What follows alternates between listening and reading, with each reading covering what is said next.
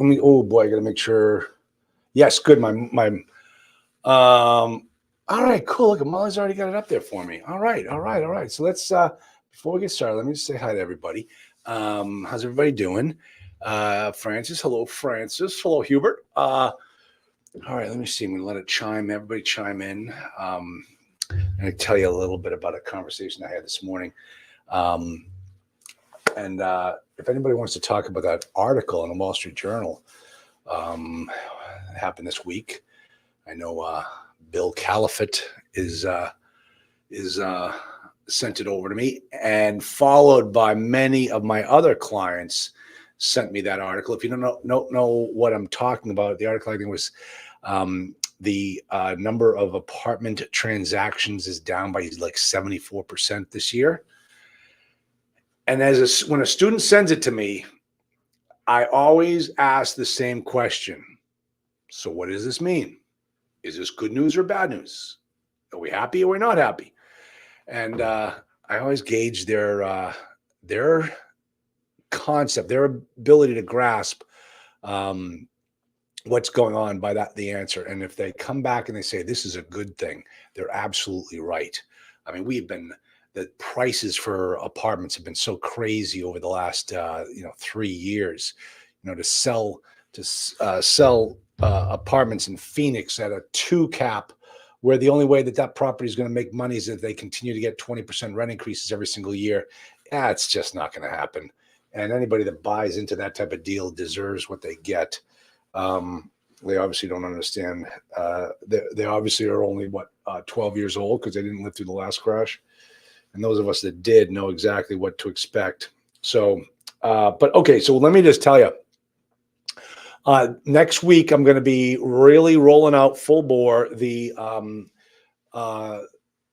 access to our Fort Lauderdale event. It is going to be great. I had a conversation with Professor Alex Cartwright. He's an economist from George Mason. And he's also one of us. He's a multifamily investor. He does hotel conversions. And he's going to be the keynote speaker on Sunday during the event. For those people who are clients of mine now or past clients, you'll be getting an email from me where I'm going to give you a special offer so that if you're one of the first 40, because I have a mastermind session and then I have the full public event. And the mastermind session is only open to 40 people. That's it. The other one is only open to 150 people, and 40 of them are already coming from the masterminds. And I have an EOS integrator teaching all day on Friday. That's for the mastermind people. If you don't know what EOS is, you probably wonder what Multifamily OS is. It's the operating system for creating a business that runs multifamily real estate. And that's what we are all about now, is teaching people how to get into the business of multifamily ownership. And EOS is the new buzzword in business. Gino Wickman, who is actually a member of the same coaching program I'm a member of. Gino Wickman has created the EOS. It's taking the world by storm. It's primarily designed for companies that are 10 to 200 employees. So many of us looking to start our business wouldn't qualify for the EOS platform. Multifamily OS helps you get there. And also we're going to have one of the country's best EOS implementers teaching us all day on Friday at the mastermind session. That will be a blast. Okay, so let's get into the topic for today.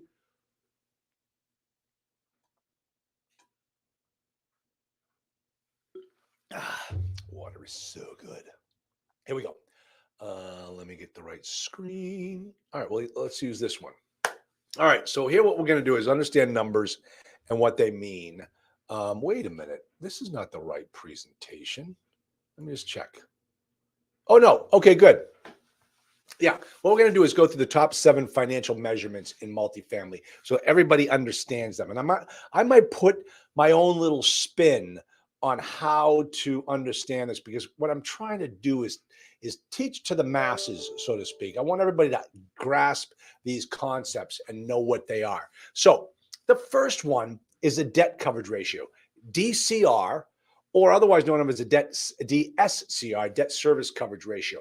Folks, right now, because of how crazy the financial environment is, and how cap rates are fluctuating so fast, we can't keep up with them, and appraisals are outdated the day they are printed.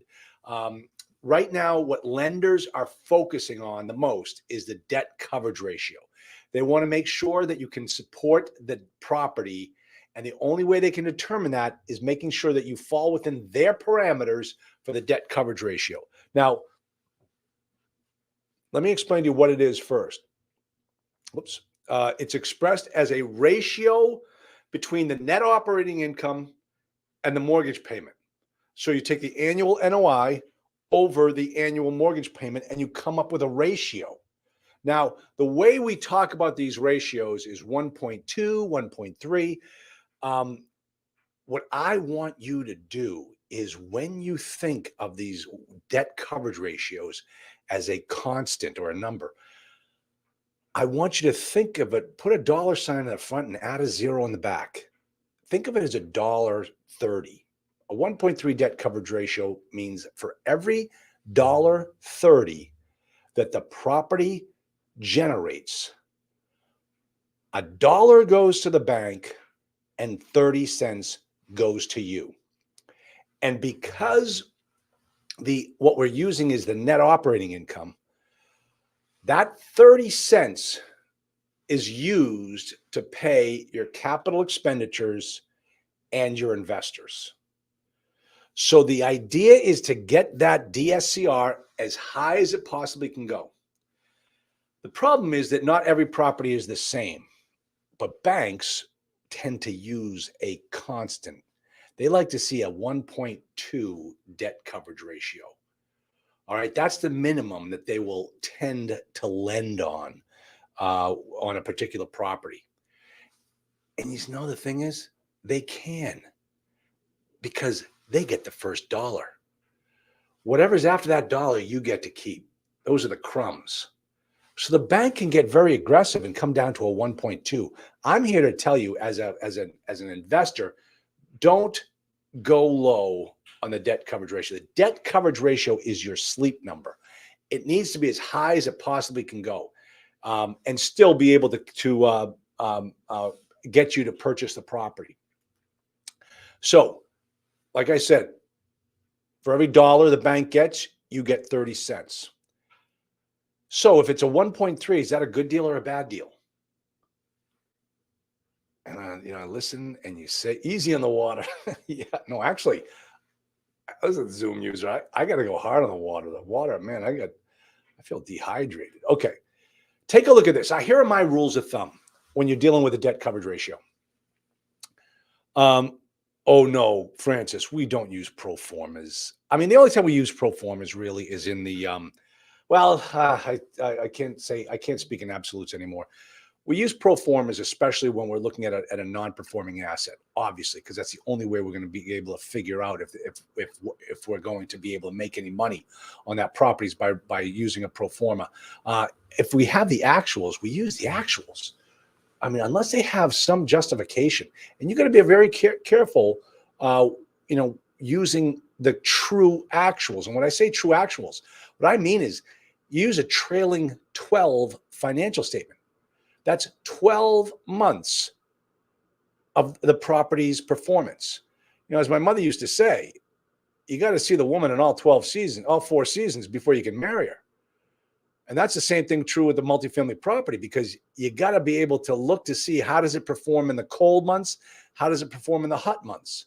So you want to see the trailing 12. The trick that banks and brokers and sellers do is they will cut and paste. They will take a shortened income period, like a 3-month window, against a 12-month expense period. Well, that's just bogus. That's because usually when they do that, what they've done is they're using an example of a leased up property that's going through a lease up, because the last 12 months is terrible. 12 months ago, there was nobody living there. But the last 3 months, they have loaded that place. The income is great. Okay, so we're going to give you a T3 income Now let's give them 12 months of expenses. Let's not just the last 3 months. Let's use the whole 12 months. Well, remember what happened 12 months ago? Nobody was living there. So the water usage was down, the sewer usage was down, the utilities were down. Nobody lived there. So why should you use that 12th month in your calculation against the most recent 3 months of income? So these are the games that the sellers play and the brokers play to make their babies look good. So you always try to use the actuals whenever you can. That took me off on a little tangent. But let's get back here. Here are the rules of thumb. The banks use a 1.2 debt coverage ratio as enough to sell you the mortgage. But here's what I say to you.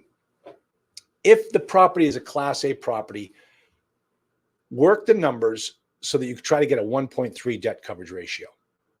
All right. That means maybe you put more money down, maybe you try to get a lower interest rate, longer term, all those types of things to make the debt coverage ratio more palatable, to make the sleep number easier to use. Class A properties, 1.3. Look at Class C's, 1.6. And here's why. It's the quality of the tenant. The Class C tenant is not a top quality tenant. They will move out on you in the middle of the night and not even tell you. They won't even say goodbye. And sometimes, the worst delinquencies I've had have been with Class C properties. Class C residents don't care about their credit rating. So bad debt is meaningless to them. They'll just walk.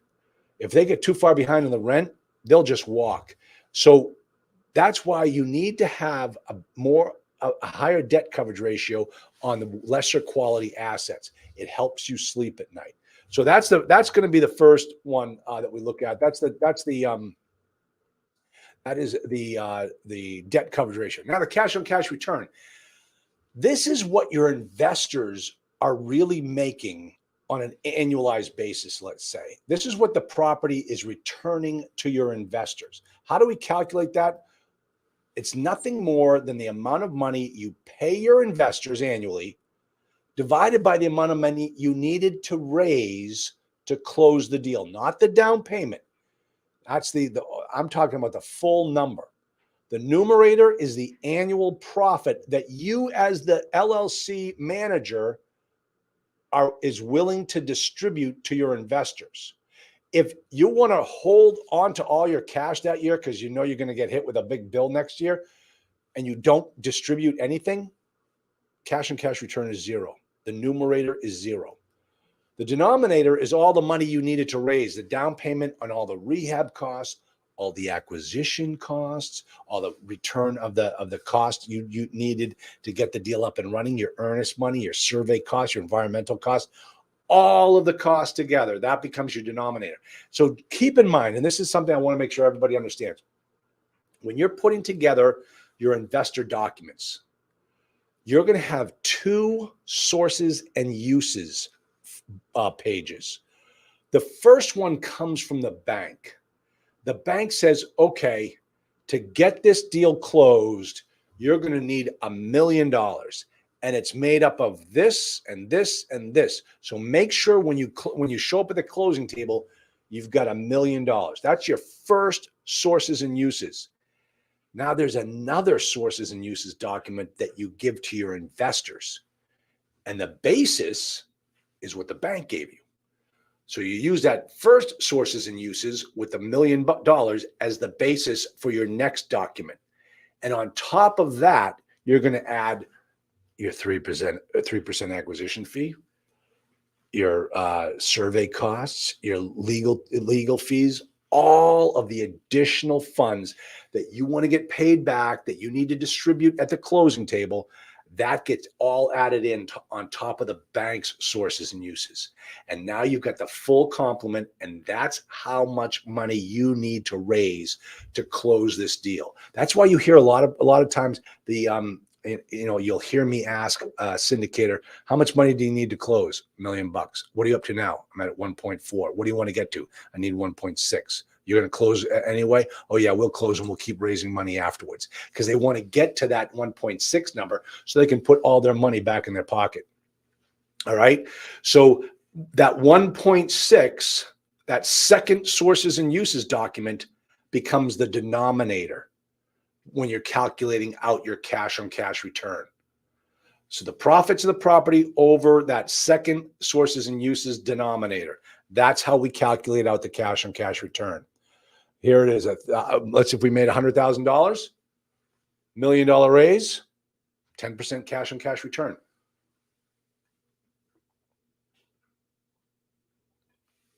You know, you got to be careful too here with the term about profits. At $100,000, I guess I kind of made a misnomer here. You shouldn't call it profits, because you could have $100,000 profits, but only distribute 50,000. So I guess the better term will be the distributive profit. Whatever you as the manager of the LLC decide you're going to give back, that is what the numerator is going to be. You could have made $100,000, kept it in the pocket, and paid out nothing.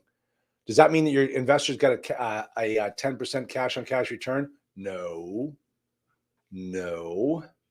that's not their cash on cash return. That's what the property generated.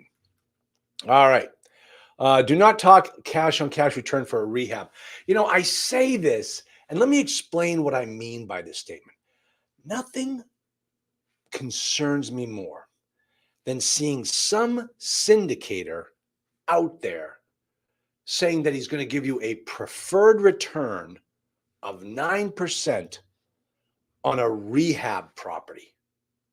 And it's going to start on year one. Well, that doesn't make any sense to me for a couple of reasons. First off, typically a rehab will not generate 9% in profits in the first year. That's the whole point behind a rehab. It's not performing. You're doing everything you can to turn that property as fast as you can. So how can they give you a 9% preferred return? And I see it all the time. And these guys promote themselves like, I've always hit the 9% preferred return on any property I did, even rehabs. I guess, where'd you get the money to do the 9%? They raised it in the property, in the equity raise. They put some money in the bank to pay back to their investors so that they could say they generated a 9% preferred return. Where'd that money come from? Did it come from the investment? No, it came from the investors. What's that called? Somebody tell me. Put it in the chat. Somebody tell me what that's called. Yeah, construction. Exactly. Now, let me see. The other reason why I'm concerned about this is because that kind of tells me that this syndicator doesn't get it. He doesn't understand seeding. AJ says seeding. Nah, give me something a little bit more, AJ. It's a naughty word. It's a bad word among investors. So the other thing was when I see a syndicator robbing from Peter to pay Paul. Exactly. Thank you, list play my list. Yeah, that's exactly what it is. Cooking the books. Yeah, it's a Ponzi scheme. When you use your investors' money to pay back to them, that's a Ponzi scheme. So that's why when I say don't even talk cash on cash return when you're doing a rehab. Here's the other reason why too, because syndicators who are out there saying this on a rehab property don't understand the power of the cap rate. The power of the cap rate is what happens when you take that 9% preferred return. Don't give it to me. It does no good in my pocket, but it does so much better if you plow it back into the property to get it up to 100% occupancy and performing at its best as fast as you possibly can. Then we can refinance or then we can sell it. And that's where the velocity of money comes into play. But if you keep paying me a 9% preferred return on a rehab, what are you thinking? You're telling me that you're a novice at this game. Take advantage of the power of the cap rate. There is, you know how everybody says that Albert Einstein says the most powerful thing in the universe is compound interest. No, he was wrong. And I'm here to tell Albert Einstein he was wrong. It's actually the power of the cap rate, how it can take a $1, how it can take $10 on a 4 cap or $1 on a 4 cap and turn it into a $25 return. So much more powerful than compounded interest. That's what makes multifamily so beautiful. And the truth is, Albert Einstein never said that. Okay. I snoped this one. Snopes? Is that what a Snopes? I snoped this one. Johnny Carson said it on one of his monologues about Albert Einstein. Albert Einstein never said it. It's true. And I stand by it because I read it on the internet. All right. So that's my take on the cash on cash. So what's the difference between a cash on cash return and a preferred return? A preferred return is the cash on cash return at a set level. Okay. Now, what you have to do is you have to go and read the PPM or really the PPM. It's actually going to be written into the operating agreement for the LLC. If it's an LLC that we're dealing with, it's the OA of the LLC will discuss which class gets a preferred return and how that preferred return is calculated. So a preferred return is a type of cash on cash return. All right, let's see. Bob Bryant government programs. He and I, Bob and I are New Hampshire boys. We love government programs. Not okay. So here we go. Preferred return. Preferred return is a stated return on the investment that a particular class of membership in the entity receives before any other member receives any money. So let's say, for instance, that the operating agreement says that Class A gets an 8% cumulative preferred return, means that the preferred class receives an 8% cash on cash return every year, even if they don't. And whatever they don't receive gets carried over to future years. It accumulates. I'm telling you, if you're thinking about this, guys, and as a syndicator, you don't want to do cumulative returns. So why would you do them? Because you're going to sell and pitch your deal to your investors and entice them to get into your deal. If you can't do 8% one year and next year it becomes 16%, you're playing catch up on your own money for the rest of the time that deal is taking place. But some people do it. And that means that when the property sells or refis, those Class A members, we'll call the preferred return Class A's, those Class A's get all of that money first, and then the money gets divvied up based upon how the operating agreement is actually written. Okay, so let's see. Next one. Here we go. All right, now internal rate of return. Now, we just talked about cash on cash return, which is entirely different than the internal rate of return. The cash on cash return is generated every year. You can see it, you can touch it. You know exactly how to calculate it. The internal rate of return is projected until the property sells. You cannot, or refis, you cannot, even then it's really when the property sells. Some of the forms of return, some of the forms of revenue that you generate off a multifamily deal are never realized until the closing table, the exit to closing table. For instance, if you take a look at the money here, this is a slide from my 5 ways to make money in multifamily.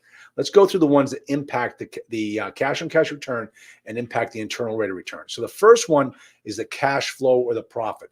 That is the cash on cash return. Profit, remember? So that's number one. That's part of that gets added into the bucket for the internal rate of return. The appreciation of the property. If the property grows in value, when you sell it, all of the appreciation gets put back into the internal rate of return bucket. The 5 years that you own the property, you never had that money. The only time you realize it is at the end. Mortgage pay down. If you have an amortizing note, every month when you pay that mortgage, your tenants are paying off that note. So if you originally borrowed $1 million in year 1 and 5 years later you're down to $750,000, that $250,000 pay down after you pay back the note gets put into the bucket as well. So remember, the reason why I've separated out the appreciation and the mortgage pay down is if the property never appreciates, but you're still paying down the mortgage, you're still going to generate some money in that bucket. Okay. So that's why I separate the two. Some people just say, oh, that's all appreciation. Well, it isn't really. Some of it's appreciation. Some of it is mortgage pay down. All right. Property management number 4, we're going to leave off the books right now. That is not something that shows up in the internal rate of return calculation. And then the acquisition and disposition fee does not get calculated in the internal rate of return. But if you wrote into your operating agreement or your PPM documents that you are taking a disposition fee at the sale, like you took an acquisition fee at the acquisition, then that's more money going right into your pocket at the closing table. Okay. So I'm going to keep number 5 out. So the internal rate of return is made up of number 1, 2, and 3 of these numbers here. And you only realize them at the closing table. That's when you start to see, wow, when you start seeing these 15 to 20% cash internal rate of return numbers at the closing table. That's the beauty of multifamily. I always love telling Bob Bryanton's story of his 36 villa. I can't remember the villa. I can't remember the name of it. Where the government screwed him over in year 2, and he couldn't pay his investors the preferred return that he told them. But because of the internal rate of return and the appreciation, the mortgage pay down, at the end of the day, his investors still made out very, very well because of the beauty of multifamily. All right, next slide. Amortization. We all know what this is. It's the length of time the bank calculates that the principal payment is to be repaid. It's different than the term of the loan, which is the period of time that the entire principal needs to be returned. So, for instance, you heard about a balloon payment or balloons in 10 years. Well, the term is 10 years. Was it amortizing? Was I paying off that note a little bit at a time during that 10-year period? Well, if I was, how much was I paying it down? Was it the equivalent of it having been a 30-year loan? Then I did a 30-year amortization with a 10-year term. And those types of things are common in multifamily. They're common in commercial mortgages. They're not common in residential. That's why a lot of people coming over from the residential side, they don't understand this concept of having a term and having an amortization. All right. The longer the amortization period, or we call them the AM period, the lower the mortgage payment is going to be, and the riskier the deal is for the bank. Why is that? Because you're paying back just a little bit. The longer the term, the bank is getting a little bit of their money. If you jam that whole amortization into 10 years and you paid off the note in 10 years, the bank's got all their money back in 10 years. If you spread it out over a 30-year AM, the bank takes 30 years to get all their money. Government-sponsored entities like Fannie, Freddie, FHA, HUD, those guys have the most aggressive, attractive amortization schedules on the market. Typically, a Fannie is a 30-year AM. That means you're going to pay less every month to the bank, and you're going to pay more to your investors because you're getting you're not paying out as much money, and you're receiving more profit at the end of the year. So that's why you want those longer amortization schedules from the government-sponsored entities. Folks, I have a mortgage with a 50-year AM. Yeah, 50-year AM. Guess who's giving that to me? All of you go look in the mirror, and I want to thank you. The government. They're the only ones who are going to do those crazy loans. Sometimes they feel they have to in order to entice investors to get into the special type of financing that they're offering with that particular deal. This particular deal that we had, it's an RD property, a rural development through the USDA. USDA, it's the U.S. Department of U.S. Department of Agriculture, Rural Development, and it's a 50-year AM. Hey, it was a sweetheart deal. We took it. Local lenders like Frank's Bank, they want shorter AMs. They want 20 to 25. I had a 22.5 amortization schedule on one of my loans. So there are different types. The local lenders they take on less risk. So their schedule is going to be tighter, which means it's going to cost you more. Your returns are going to be lower, but you get the deal done with the Frank's Bank. All right. Now, if the property is tougher, older, riskier, you probably won't see more than a 25-year amortization schedule from any bank. All right. So that's how the amortization schedule works. Now, here, let's talk about interest only.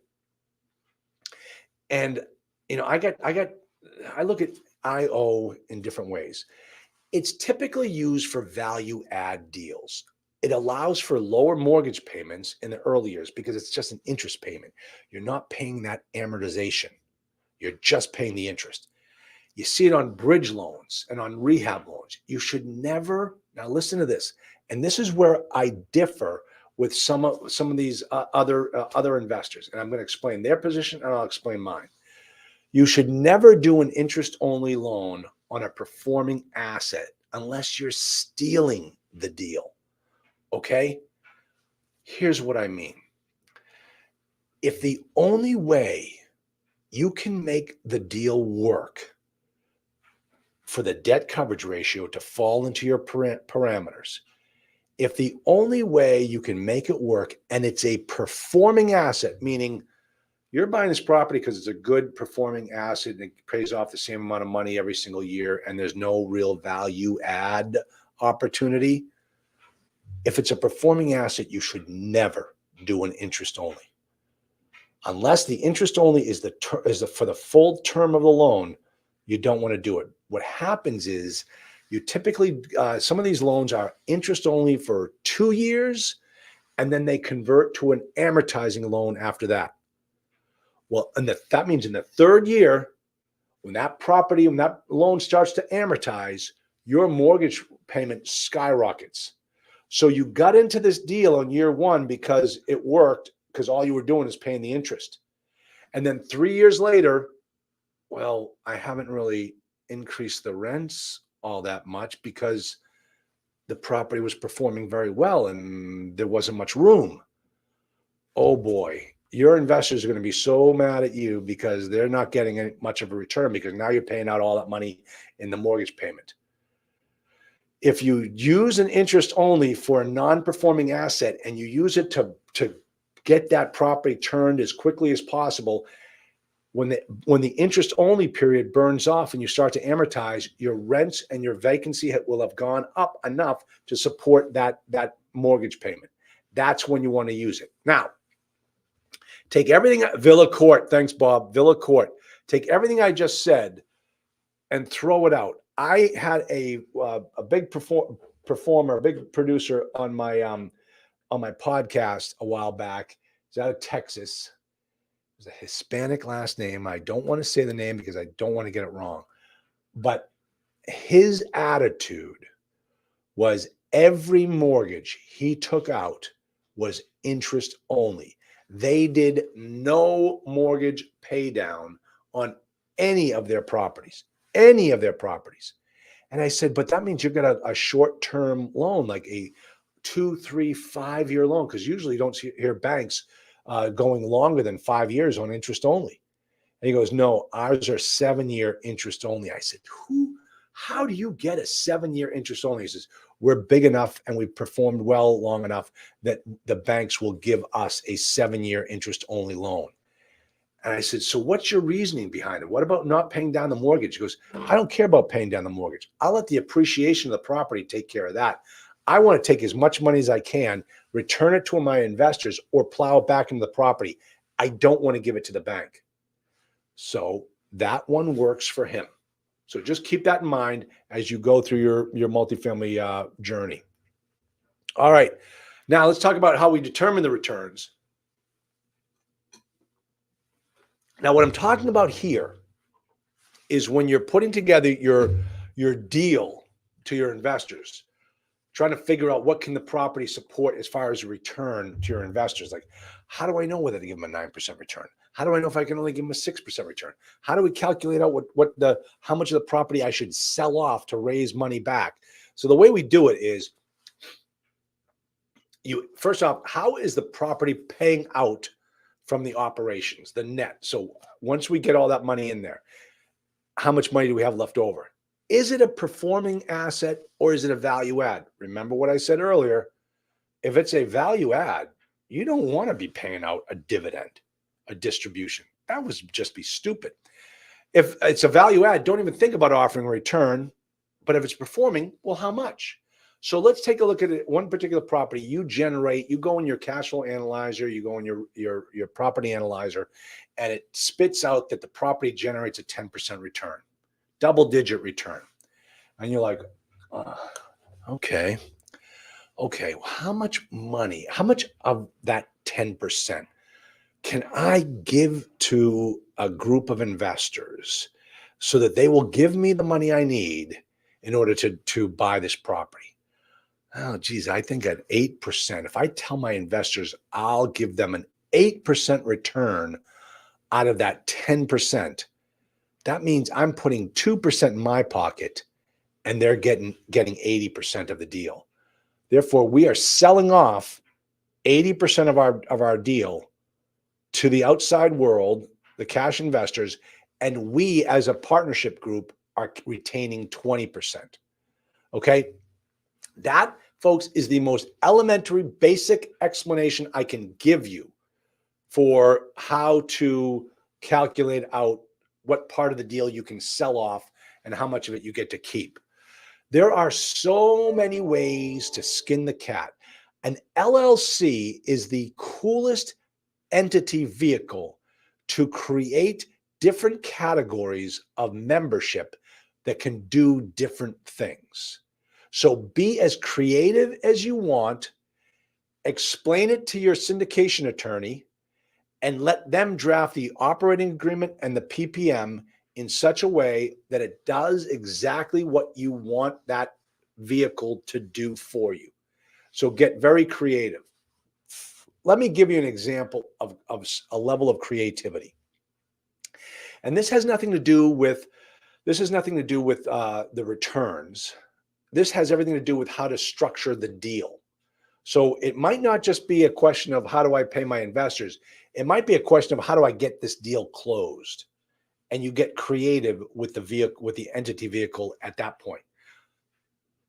Let's say the seller's going to do seller financing, but he can't do a second mortgage. He can't do a second mortgage because the bank won't let him. So he is willing to offer you some of his return at the closing table in order to get the deal done, but he wants it to get paid back. And he knows he can't secure a lien on the property because the bank won't allow it. So how can you give him the money and secure it in such a way that it looks, acts, and feels like a second mortgage, but it doesn't burden the property? It doesn't cloud the property. And the answer is you create a category of membership within the limited liability company for that one investor that looks, acts, and feels like a second mortgage. Well, what does that mean? Well, you're going to figure out what type of return he wanted on his loan to you, and that will become his distribution. And you figure out that length of time that you're going to pay out on that distribution is equal to the first mortgage. So you make that distribution period in his membership class equal to the mortgage. And then you put in parameters that say, if class A does not get paid out this amount within 60 days, all membership interests revert to him. In other words, it's the equivalent of a foreclosure right. Now, and the thing is, remember, you've got to get this operating agreement blessed by the bank. All right. So that's the thing you've got to make sure. And you always do that. I mean, whenever you close a deal, you always have to show the bank the the operating agreement, and they have to give it its blessing. Okay, so that is how you can get creative with the entity structure for the LLC in using different types of class membership. Okay, same is true for distributions. You can get just as creative with the distributions. All right. Now, capitalization rate. This is number 7. We're coming up on, oh, yeah, we're doing all right with time. I'm banging through a couple of these questions. If you have any other questions, go ahead and chime in. All right. Capitalization rate. It's a measure of how well a property performs as an investment vehicle and not as a measure of how the deal is structured. Now, what I mean by that is the measure of the capitalization rate is the net operating income. Let me see if I get this. No, that's my last slide. Is the net operating income over the purchase price. The net operating income does not take into consideration the debt. It looks at the property as a property.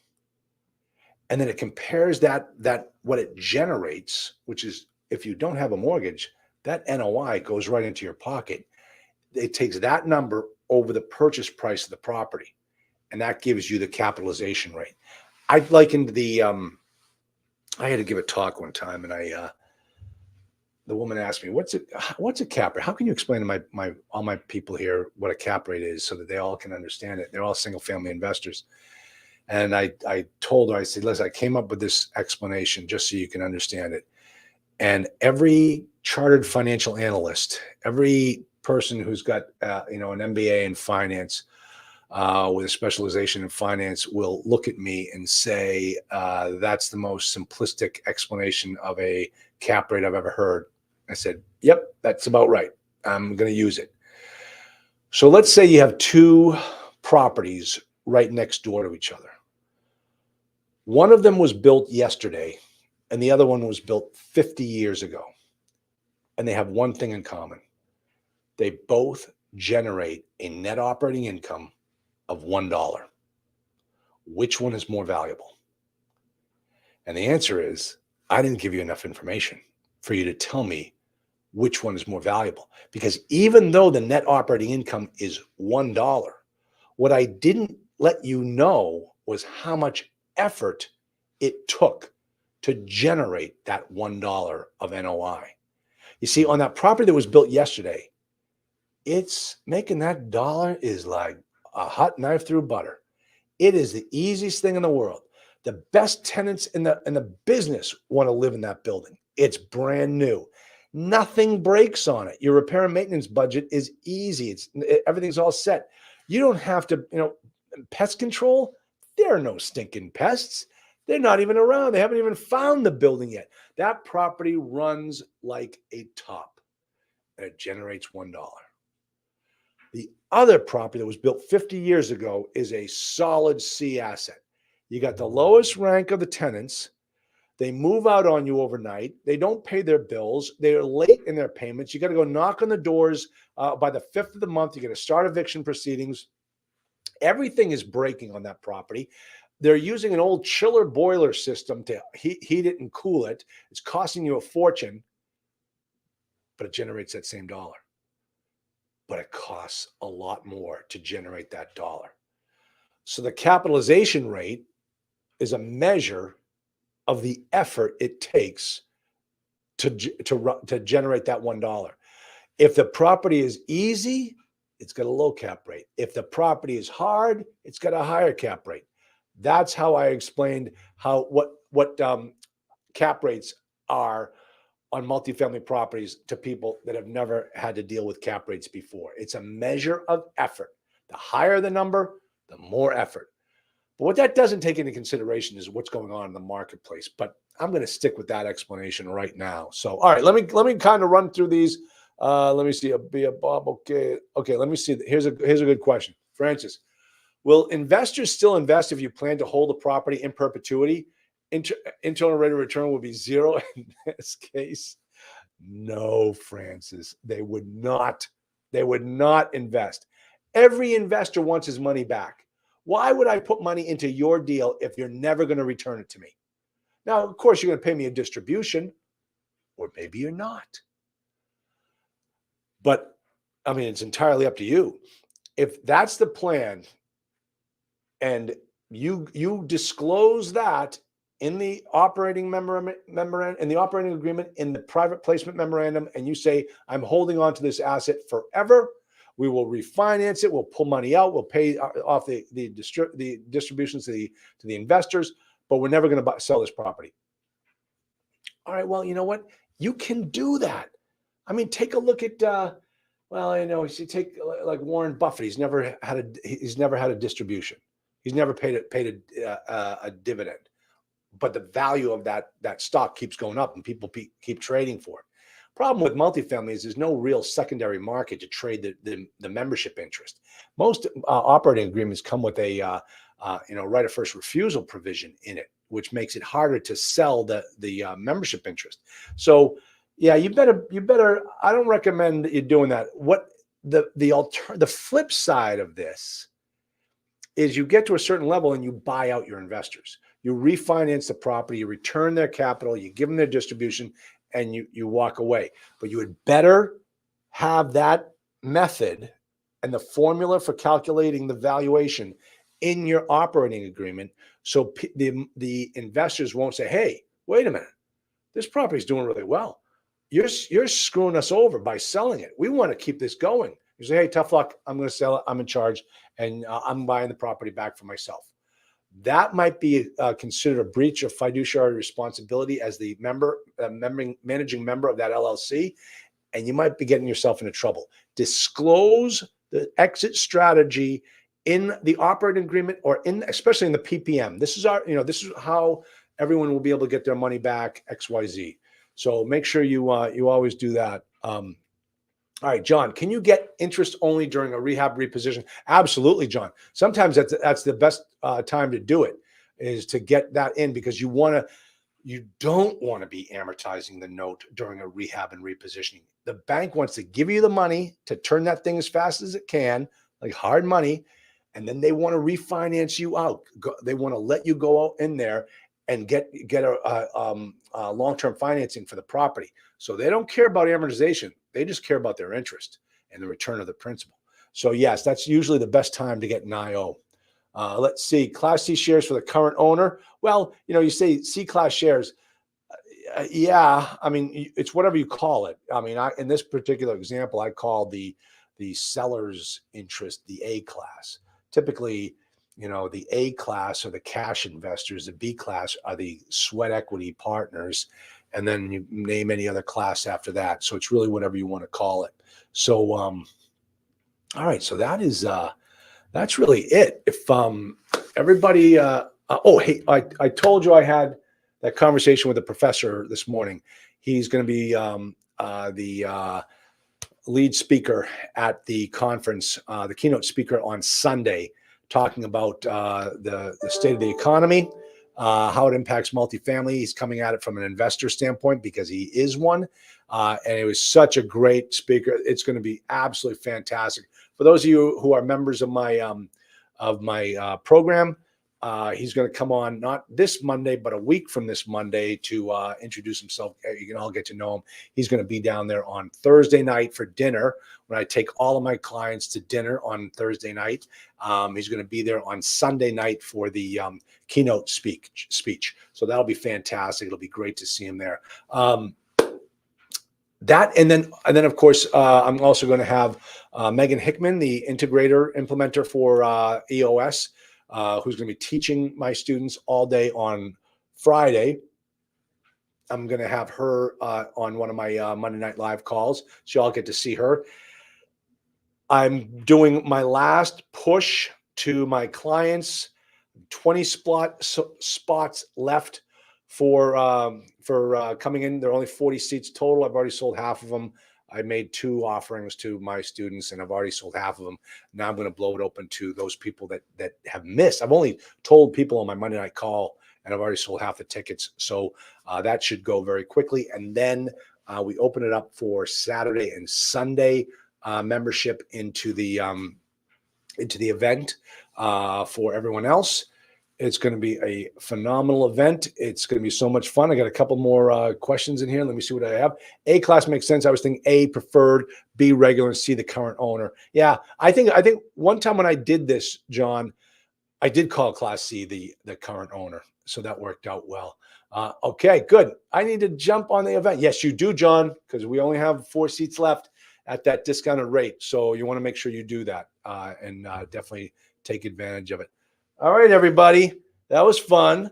51 minutes. Cool. All right. Next week, I'm going to go down deep into the event, so you can see exactly what it's all about, see what the agenda is, meet the speakers, and we'll talk about that some more. But also, I'm going to be advertising that on YouTube advertising, and so you'll see it. But I will make sure I think everybody here is on everyone here is on the Monday night, or you're on my mailing list. Hey, listen, everybody, just so you know, if you don't know this already, I'm speaking tonight on Cornelius Cannon's reinvention of the multifamily shark pool.